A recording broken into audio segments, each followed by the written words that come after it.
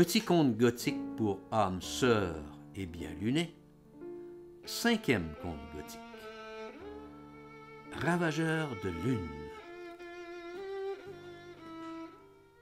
Alors que de douces et naïfs nymphes noires, à bord d'un sloop d'ambre et bleu de mer, racontent le roman de la rose sur des airs antiques d'un ancien madrigal de John Donne, Dubuesque farfadet, en extravagante calembredaine paradoxale, tisse inlassablement l'extrême limite des vibrantes pierres du destin.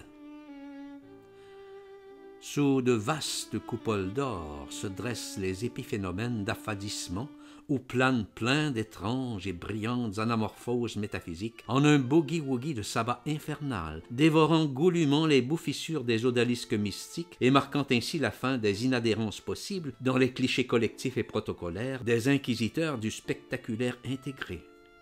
Dès lors, les impassibles anachorètes du vide sont à même d'enclencher toutes les perfides petites mécaniques sournoises de la nuit qui vont fatalement engendrer l'ignoble dévoration des fées.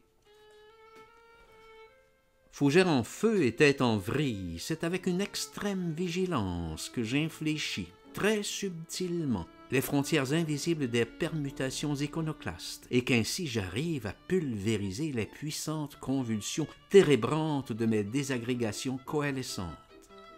Et dès lors, mes illusions substitutives, en sarabandes caracolantes, fusent telles de mirifiques girandoles incandescentes, et c'est en catimini que mes charmantes petites sœurs obscures, telles des frégates carabosses d'un rouge cinabre, dérivent doucement en arabesques d'oriflammes spectrales dans les énormes méandres de mes déliquescentes langueurs monotones.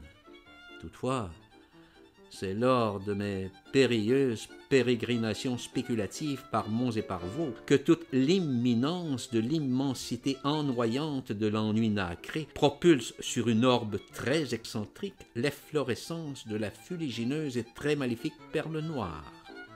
Alors, et seulement alors, émergera de ce glauque Capharnaüm l'ultime combat du commandeur, où les fusils aux aciers damassés feront entendre leur sinistre cliquetis dans l'opacité subversive d'une interminable nuit sans aube.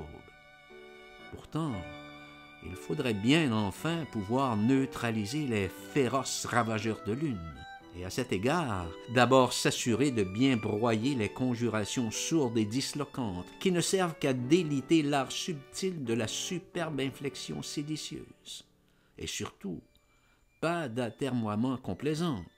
Non, se méfier absolument des déclivités opalines qui ne mènent qu'à des barcaroles niaises et fadasses, où d'impénétrables bayadères falsificatrices proposent toujours les mêmes fragmentations frileuses, contrapuntiques et stériles. Ne me restera plus alors qu'à déployer vaillamment mon énergie vitale en un kaléidoscope vertigineux de diaprures lisses et chatoyantes, déferlant sur le silence absolu de l'espace infini. Petit post-scriptum. Je hais tous les crétins ravageurs de lune.